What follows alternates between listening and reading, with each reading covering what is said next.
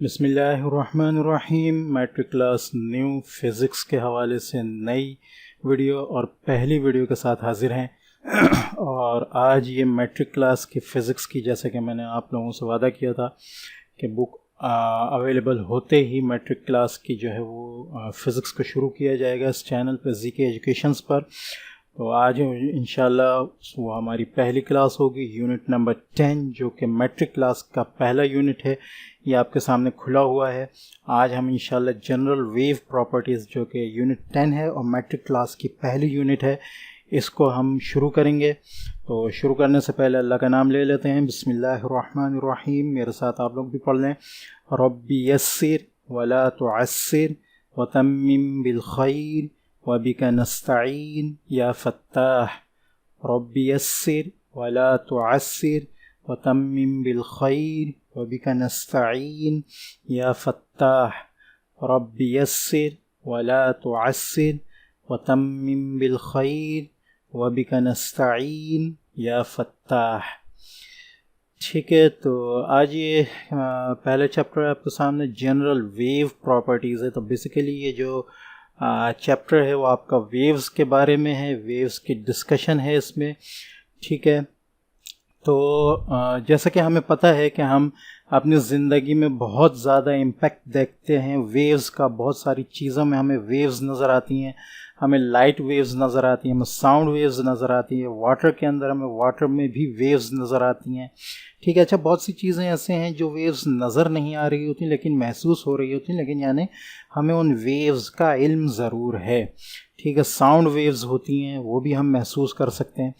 तो आखिर ये वेव क्या चीज़ है, ठीक है, और वेव की कैरेक्टरिस्टिक क्या है, इसको डिटेल में हम किस तरह समझ सकते हैं। तो इस कहना चाहिए कि चैप्टर में इंशाल्लाह हम इस लेसन को जो है वो डिस्कस करेंगे। तो अल्लाह का नाम लेने के बाद चैप्टर शुरू करने से पहले एक गुजारिश है कि मैट्रिक क्लास के जितने भी नए स्टूडेंट हैं, 9th क्लास में मेरे साथ रहे थे वो, ठीक है, तो ये उनके लिए खुश नसीबी है, कहना चाहिए मेरे लिए भी खुश नसीबी है कि मैं आगे मज़ीद हिम्मत अल्लाह ताला ने मुझे दी है और मैं आपके लिए मज़ीद लेसन्स जो है वो अपलोड कर रहा हूँ। तो कहना चाहिए कि मेरी मेहनत का जो है वो समर यही है, और आप लोगों का कहना चाहिए कि अच्छापन भी यही होगा कि चैनल को सब्सक्राइब करें, वीडियोस को लाइक ज़रूर किया करें। और ये मेहनत आप ही के लिए है, आप ही के दम से ये चैनल है। इससे पहले भी मैं ये बात कह चुका हूँ, ठीक है, और अल्हम्दुलिल्लाह आपने इससे पहले भी बहुत ज़्यादा मेरा साथ दिया है और आगे भी इंशाल्लाह ये हिम्मत जो है ये आप लोगों की ही वजह से आई है। ठीक है, तो इंशाल्लाह आगे भी उम्मीद है कि आप ऐसे ही साथ देते रहेंगे और चैनल सब्सक्राइब करें, वीडियोस को लाइक किया करें, दूसरों को भी इस चैनल के बारे में ज़रूर बताएं। तो इंशाल्लाह बायो के साथ साथ अब हम फिज़िक्स और मैथमेटिक्स भी 9 और 10 दोनों की इसी चैनल पर पूरी करेंगे। ठीक है, फ़िज़िक्स ऑलरेडी चल रही है 9 क्लास की, मैथ भी उसके 3 यूनिट हो चुके हैं। ये सब हिम्मत भी अल्लाह ताला की तरफ से है, तो इंशाल्लाह ये कि आगे भी वो हमारा साथ ज़रूर देगा। ठीक है, तो आप भी शुरू कर लेते हैं। 10.1 आपके सामने टॉपिक खुला हुआ, waves and nature of waves. Waves के बारे में पहले पढ़ लें हम कि वेव्स क्या चीज़ है। ठीक है, अच्छा, यहाँ इन्होंने एक डेफिनेशन भी की हुई है, a method transport energy from one point two another point without transfer of matter is called wave. ठीक है, तो यहाँ अगर आप गौर करें तो 2-3 बातें इसमें बताई गई हैं कि एक तो ये कि ट्रांसपोर्ट होती है एनर्जी एक जगह से दूसरी जगह जो है वो मूव करती है, ट्रैवल करती है, जाती है। ठीक है, one point two another, it means कि वन पॉइंट होना ज़रूरी है जहाँ से वो एनर्जी ट्रांसफ़र होना शुरू हुआ। तो इट मीन्स कि वो वन पॉइंट होना ज़रूरी है। वो वन पॉइंट जो होता है वो सोर्स होता है। किसी भी वेव को जनरेट होने के लिए उसके लिए सोर्स का होना बहुत ज़्यादा ज़रूरी है। ठीक है, वो उस सोर्स से जनरेट होकर आगे चलेगी। ठीक है, और तीसरी बात ये कि मैटर कभी ट्रांसफ़र नहीं होता है, ये याद रखें। मैटर अपनी जगह पे ही रहता है, एनर्जी जो है वो ट्रांसफ़र हो रही होती है। ठीक है, तो इसको हम आगे जो है वो तफसील से देखेंगे कि क्या किस तरह हम इस चीज़ को समझ सकते हैं। ठीक है, तो पहली बात ये हो गई कि the disturbance of medium is called wave. ठीक है, मीडियम है या वो एनर्जी है जो है अच्छा, डिस्टर्बेंस ऑफ मीडियम जो बीच में आ रहा होता है जिसकी वजह से वो एनर्जी ट्रांसफ़र हो रही होती है, उसके अंदर डिस्टर्बेंस होती है। अब देखें एनर्जी, यहाँ अगर हम ये देखें, ये एक लड़का है जो रस्सी को हिला रहा है। ठीक है, तो एनर्जी असल में यहाँ है, सोर्स इधर, ये सोर्स मूव नहीं करेगा, वेव्स जो है आगे जो मीडियम है उसके अंदर डिस्टर्बेंस पैदा करेगी।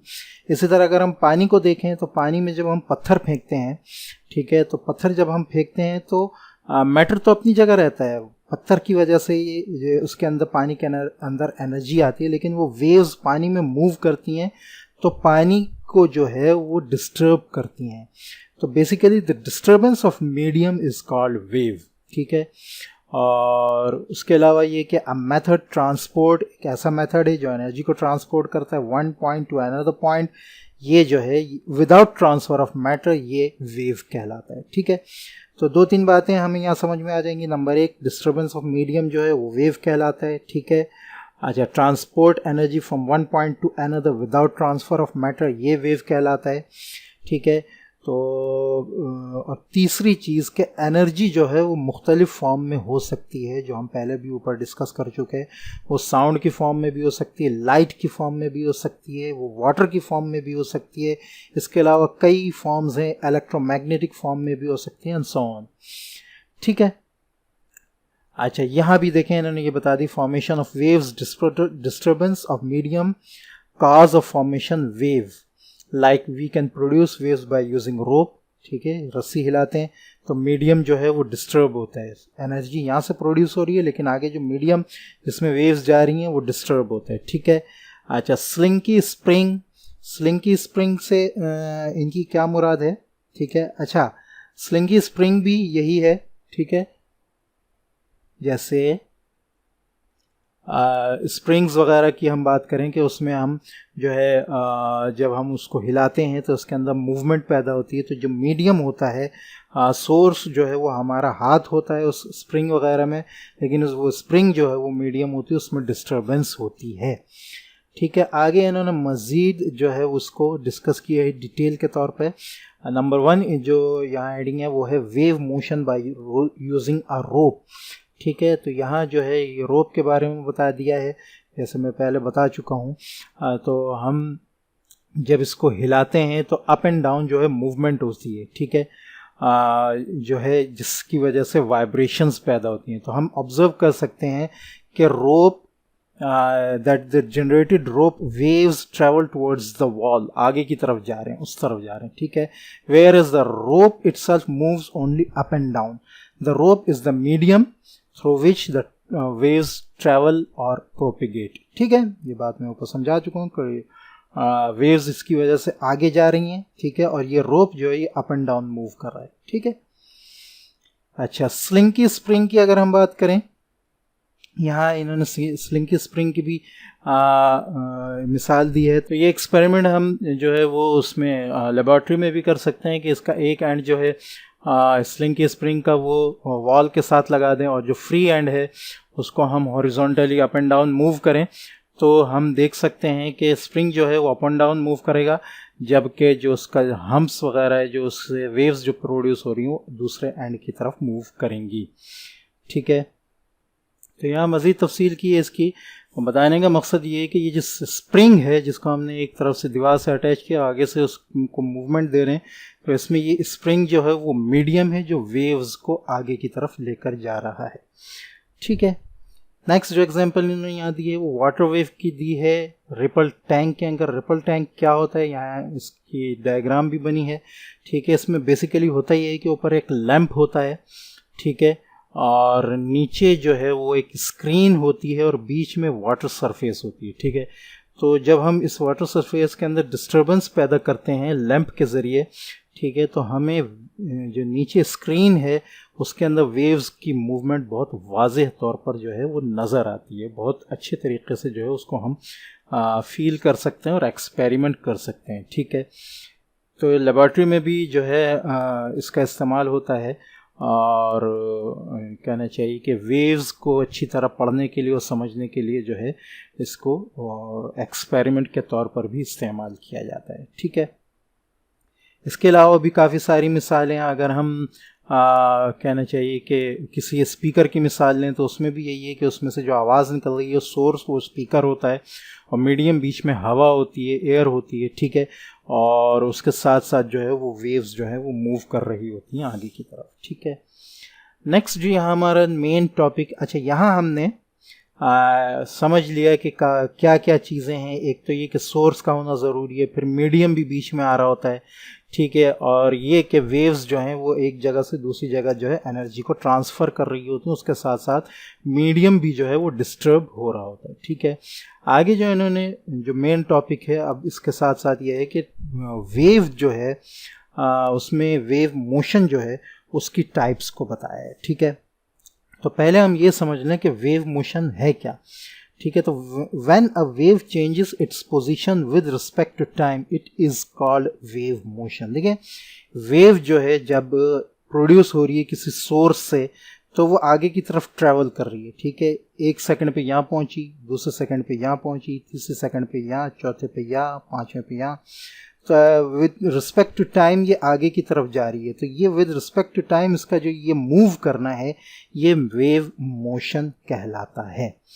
ठीक है, ये मैंने आसानी से आपको समझा दिया। यहाँ मज़ीद डिटेल है। The direction in which the displacement takes place within a wave motion affects the properties of wave. ठीक है, डायरेक्शन जो है जो जिस तरफ डिस्प्लेसमेंट हो रही होती है वेव की, ठीक है, वो प्रॉपर्टीज़ जो है वेव की उसको जो है वो अफेक्ट करता है। These wave types can be illustrated using a slinky, long flexible steel coil or spring which rest on a smooth table during use। या जो है वो स्प्रिंग वगैरह की मिसाल से बताया है कि वेव की जो मोशन है और उसके साथ साथ जो डिस्प्लेसमेंट हो रहा होता है वेव का, ठीक है, तो उसमें जो बहुत सारी टाइप्स आती हैं वेव्स की, तो उनको हम जो है उसकी प्रॉपर्टीज़ जो हैं वो अफेक्ट होती हैं, उनको हम स्प्रिंग्स के ज़रिए, स्लिंकी स्प्रिंग के ज़रिए, स्टील कॉयल वगैरह के ज़रिए जो है बहुत अच्छी तरह जो है वो एक्सपेरिमेंट में पढ़ सकते हैं। Wave energy can be transmitted for example by slinky और for illustration each of the coil turns can represent a particle of the medium through which a wave is travelling. हाँ, स्प्रिंग वगैरह का बताया है कि स्प्रिंग को जब हम मूव करते हैं तो उसके साथ साथ आगे उसकी मूवमेंट जो है वो बताती है कि वेव ट्रैवल कर रही है। ठीक है, तो बहरहाल ये एक बात कही है और वेव मोशन की वजह से और वेव की प्रॉपर्टीज़ की वजह से उसके डायरेक्शन जो है जिस तरफ वो मूव कर रही होती है तो उसकी वजह से उसकी प्रॉपर्टीज़ चेंज होती हैं। उन प्रॉपर्टीज़ के चेंज होने के हवाले से वेव की जो है वो 2 किस्में बनाई गई हैं। ठीक है, number 1 transverse wave. Transverse wave जो है बेसिकली अगर हम उसकी बात करें तो ट्रांसवर्स वेव वो वेव्स होती हैं जिनमें जो है वेव जो है वो मोशन मूवमेंट कर रही होती है perpendicular to the motion of its source. ठीक है, अच्छा इसकी मिसाल हम कैसे समझें। सपोज़ ये एक पानी है, ठीक है,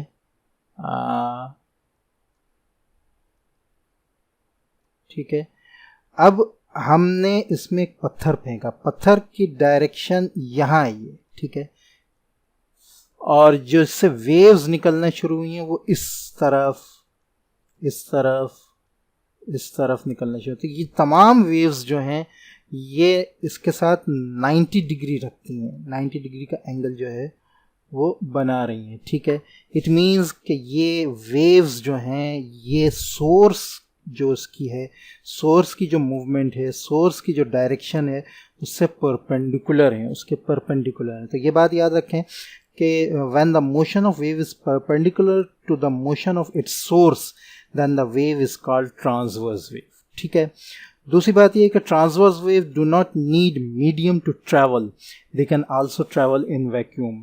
ट्रांसवर्स वेव जो है हमने ऊपर बात की कि मीडियम में मूवमेंट पैदा करती हैं, लेकिन ये जो है ट्रांसवर्स वेव को इसमें बीच में मीडियम की ज़रूरत नहीं होती और वो जो है बग़ैर मीडियम के जो है वो मूव कर लेती है। ठीक है, उनमें जो है ज़्यादातर अगर हम बात करें तो इलेक्ट्रोमैग्नेटिक वेव्स की एक एग्जांपल है जो कि सन की तरफ से हमारी ज़मीन की तरफ आ रही होती हैं, तो वो बीच में बहुत सारा वैक्यूम है लेकिन उसके बावजूद वो ज़मीन तक पहुंच जाती हैं। इसकी वजह ये है कि वो ट्रांसवर्स वेव्स हैं और उनको बीच में किसी मीडियम की ज़रूरत नहीं होती। ठीक है, तीसरी बात आप ये बात समझ लें कि water wave, light wave, electromagnetic waves, ये तमाम जो हैं ये ट्रांसवर्स वेव्स की एग्जांपल्स हैं। एक चौथा पॉइंट भी है, उसको हम आगे डिस्कस करते हैं, पहले थोड़ा सा इसको देख लें। ठीक है, have you noticed that when coils move up and down the direction of wave motion is perpendicular. ठीक है, तो ट्रांसवर्स वेव का ये बताया, transverse waves are waves that travel in a direction perpendicular to the direction of wave motion. जो मैंने मिसाल बता दी, ये वो पत्थर है जो आपने पानी में फेंका है, ठीक है, इसकी डायरेक्शन इस तरफ है और ये वेव्स जो हैं इस तरफ को मूव कर रही हैं परपेंडिकुलर टू द सोर्स। ठीक है, तो transverse wave are the waves that travel in a direction perpendicular to the direction of wave motion. ठीक है, transverse wave motion can also be observe on the surface of water. अच्छा, इसमें आप कुछ भी कह लें, चाहे वो सोर्स कह लें या वेव मोशन, वेव्स की मोशन ये है, ठीक है, और इसको आप देख रहे हैं यानी वेव इधर यूं है, यूं मूव कर रही है ना, ठीक है, और वेव ये जो ट्रांसवर्स वेव है ये इस तरफ जा रही है। ठीक है, अच्छा, ट्रांसवर्स वेव की चौथी जो बात ये है कि ट्रांसवर्स वेव, तीन बातें मैंने पहले बता दी। नंबर 4 ये कि ट्रांसवर्स वेव में मुख्तलिफ चीज़ें होती हैं। क्रेस्ट होता है, ये आ रहा है, ट्रफ होता है, ये आ रहा है, एम्पलीट्यूड होता है, ये आ रहा है। ठीक है, और उसके साथ साथ आई थिंक यहाँ नहीं है, उसके साथ साथ नोड और एंटी नोड भी होता है।